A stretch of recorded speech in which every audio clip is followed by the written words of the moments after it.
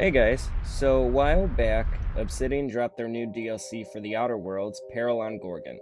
To Gorgon. May cosmic winds shepherd her to the nearest star. Let's see if it's worth coming back to this year-old title. The DLC adds 5 more levels to the level cap and offers a variety of new armor and weapons to play with, as well as a mysterious new main quest and a few new side quests. The DLC adds about 5 to 7 more hours of gameplay, and since it's been almost a year since the game launched, it took me a bit to get used to the controls and little intricacies of the game again. Oddly, Obsidian decided to start their new content in the middle of the game rather than after the events of the story. So if you want to start a new playthrough, you'll have to at least get through Monarch to start Peril on Gorgon. And for someone like me who already completed the game, it was a little strange to play this after I had already dealt with the board and decided which factions to side with and which to ignore. So the story starts when your crew, or Alex Hawthorne, is sent a severed arm and a message about Gorgon. Good to see you, boss. So we just sat around a table talking about a severed arm. Of all the weird things that happened on this ship, that ranks somewhere in the middle. The arm belonged to an old hired gun named Lucky Montoya. He was hired by a rich heiress named Wilhelmina Ambrose to find something for her on the planet, or in this case, asteroid, Gorgon. Well, Lucky is dead now, and it's your turn to help. Turns out that Wilhelmina's mother was a part of a pretty evil project that was testing a new drug called adrenatine, and the story gets much darker from there. The testing of this drug turned most of the test subjects into crazed and violent monsters that we know as the Marauders.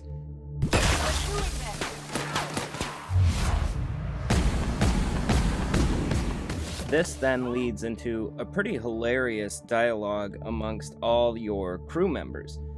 They all have something to say about this severed arm and what we should do next. But I love how they tied this DLC into some part of the original story. The environment and textures are amazing and beautiful, just like the base game, just a bit darker in tone. Once you step foot onto Gorgon, away from the Ambrose Manor, it'll give you that Skyrim or Fallout type vibe of stepping into a whole new world with endless possibilities. Don't it make you feel small in the best way? This is probably one of my favorite moments in the expansion. This unit can help itself. Please do not be concerned. Now, there are a ton of interesting characters to happen upon with hilarious dialogue. I really feel like the developers did a great job infusing more humor into the story, as well as some fun random encounters. Like there's this crazy shop owner that didn't seem to care that there was an alarm blaring right where he set up shop. There's this guard type guy at the Sprat Shack that needs to do a check on your eyeballs to make sure that you haven't turned into a marauder. And then once you get inside the Sprat Shack, there's some kind of altercation going on between two characters on whether or not they have staked their claim over a certain pile of scrap or garbage, I guess. And the bar owner herself is pretty funny and has some interesting stuff to say. I love talking to her. I went through all her dialogue options just because she was an interesting character. So Obsidian really hit the mark with making sure that these characters weren't just lifeless, nobody characters or something like that. They are fully voice acted, interesting characters that feel like they live on Gorgon, and you really get the idea that they're going through the struggles of living on this horrible rock. Or you can go find some salvage to call your own. Your choice. Here's a 6-pack on the house, plus your fee. Maybe now we'll finally get some peace around here for a change. Okay, so now let's get into the details of this game. My first complaint was, this was hard to trigger. I was flying around, going to different planets, trying to figure out how to trigger the DLC to get it to start, because there's a specific set of events that has to happen for the quest to begin. What I ended up doing was flying to Groundbreaker, and then that's what triggered the message saying that I have a package and all of that, so that was a little annoying. And then in the early parts of the expansion, there's not a lot going on. Not a lot of enemies in the first 2 to 3 hours or so. Kind of gets boring with lots of talking and reading. There's lots of reading in the game overall. But once you do get into it and you get to the Ambrose Manor, there's some serious BioShock vibes going on.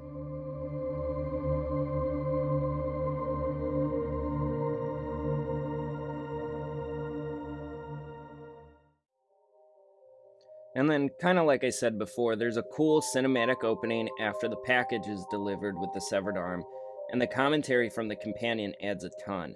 Makes you more interested and invested in the mystery. The music at the beginning of the quest is cool as well, and it adds so much atmosphere to the expansion that I didn't really anticipate. Wilhelmina Ambrose, or Minnie, is an interesting character within herself from the start. The way she plays up that old movie trope of the defenseless heiress in need is incredibly appealing to someone like me who loves old noir film aesthetic. Allow me to lay out the facts, and you can decide for yourself if you want to be my chief investigator. My mother, Dr. Olivia Ambrose, worked for Spacer's Choice at the Gorgon Research Facility. She was brilliant, the top scientist in her field, until tragedy struck. So, kind of repeating myself again, there are plenty of dialogue options from the start. The whole thing kind of plays like an old B horror movie, and I love that. Again, once you get to the Sprat Shack, it's a great location, dusty old bar with bar fights and a lot going on, and the gameplay picks up a ton after you get deeper into the main quest. Now, it's more of the same combat that we got in the original base game, but in my eyes, it's more of a good thing, so that's great. They didn't change it up too much, but I would be fearful if they did, just for fear of them adding something that was too, far out there and kind of, didn't fit in with the rest of the game. There's an interesting quest that requires you to collect comic books to get into a secret bunker and acquire a rare melee weapon. Now, with all Obsidian games, you get that classic sense of player agency. You get a choice, and your choices matter. In this add-on, the ending does change depending on who you side with, but I found it a little lackluster. I'd have liked to see the ending card slideshow like in the previous Fallout games, or just something to show you how you affected the various people of Gorgon. But we don't really get that. The end of the expansion just kind of stops. You side with who you side with, and that's it. You go back to playing the main game.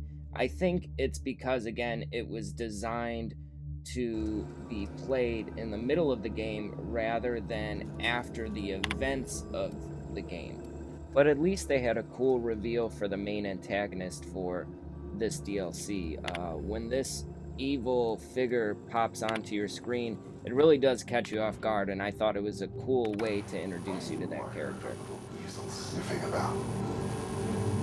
You'd best go back the way you came. There's nothing for you here. But besides the mysterious figure that we find out the actual identity of later, there aren't a lot of new enemies in this part of the DLC, in any of the DLC really. It's more Marauders, and then a lot of enemies that are similar to Marauders, and then a lot of the monster type enemies that we've seen before. So it would have been cool to see a few new enemy types. That's just my opinion. I think they kind of dropped the ball on that, but not a big deal. And then they have a lot of these quests where you have to run around picking up audio logs, and the audio logs are interesting to listen to. It's great to have more lore, but they're basically fetch quests. And here's a quick look at that cool, unique science weapon that you get for completing one of the side quests. I just wanted to show that off a little bit here. Nothing too special, but it is fun to play around with. I'm not a melee character, that wasn't my build, but it was still pretty awesome to mess around with it. Alright, so let's wrap this up and go over some pros and cons of the expansion. Pros, more of the same, which was great in the first place. The new content will take you several locations rather than keeping you on Gorgon alone, which is great because you don't have this feeling of just being trapped in this one small new area. There's new armor and new weapons. You definitely get rewarded for exploration. That's one of my key things. I love exploring these new worlds. They added a ton of new, interesting characters, which I also love. I love talking to these unique characters. And big plus, they added a friend for Sam. Her name is Pam, and she's the same kind of robot. I love this. I loved Pam. Overall, it's just an amazing new side story, and it's always great to have more Outer Worlds. So let's start getting into the cons. Gameplay can get a little repetitive. Takes a while to get into the meat of the story. The DLC starts in the middle of the main game after you visit Monarch rather than after the ending of the main game. There's no new real enemy types besides the Marauder clones, and it's been a year since the initial release, so it was hard to kind of jump back into this. I know I can't fault them too much for that last one given what's been going on in the world, but still, it was difficult. So what's my final decision on the DLC for Outer Worlds, Peril on Gorgon? I'd give it a 7 out of 10. I always love more Outer Worlds. I'd love to play another expansion for this game. That would be great. It obviously wasn't perfect, but I think it's worth purchasing. I think it's worth going online and downloading the expansion. You know, the drawbacks weren't enough to outweigh all the good that they added in this new content. So I'd say go pick up a copy today.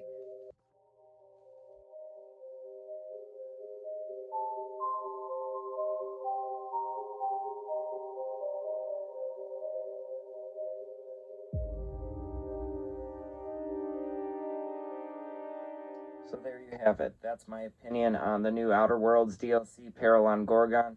I hope you enjoyed the video. Please like and subscribe.